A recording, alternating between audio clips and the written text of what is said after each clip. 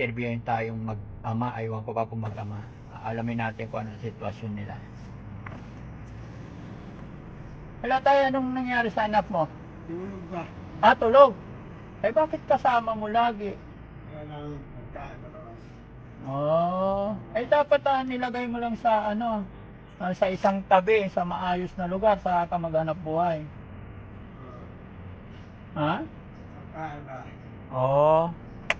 Ito, may mga barya po dito eh.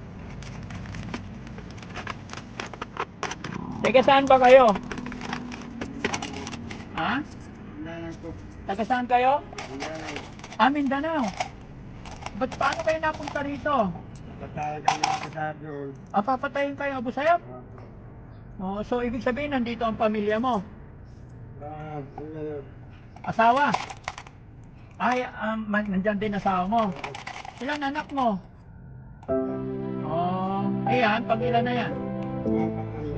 Oh, ano yan nakasulat?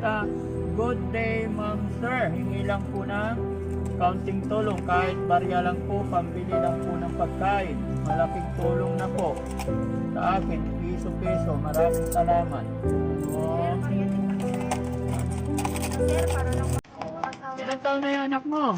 Wala.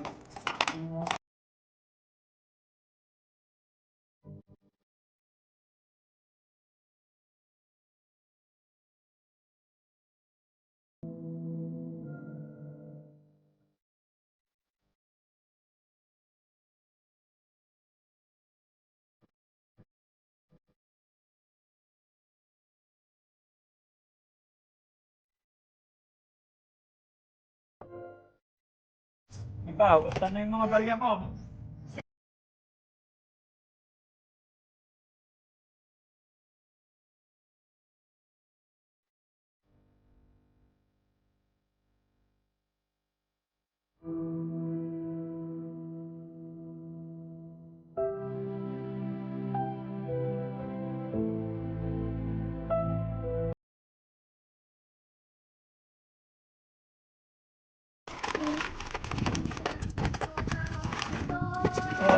Ubusin ko na yung mga barya ko dito. Hanap pa ako. Wala na. Oh. Okay na, okay na.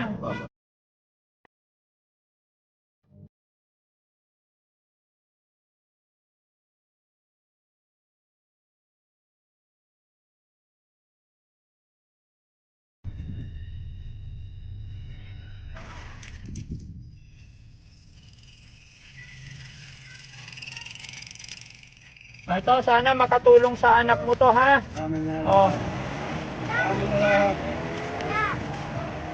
Amin na. Oo. Sige, ingat ka. Okay na. Sige, salamat. Ayan. Kawawa naman mga kabarangay, nadaanan namin si tatay. Bit-bit-bit niya yung kanyang anak. Kaya binigyan namin ng kaunting tulong habang nadaanan namin ni Daddy Frankie Tim. So, nakakaawa mga kabarangay. At yun lang ang aming naibigay na tulong. Siguro sa maliit na paraan ay makakatulong na rin maibsan ay may pambili sila ng kaunting makakain nila. So, yun mga kabarangay, maraming salamat po muli sa maliit na kaparaanan ni Daddy Frankie. Unti-unti may natutulungan tayo, mga mahihirap na kagaya ni tatay na aming nadaanan dito. So maraming salamat po muli mga kabarangay. God bless po sa ating lahat. Mag-iingat po kayo. Saan man kayo naroon, Luzon, Visayas, Mindanao, mabuhay po kayo. Ayan, maraming salamat po. Daddy Frankie po, anak ng Pangasinan. Pangasinan po, mabuhay po kayong lahat. Bye-bye.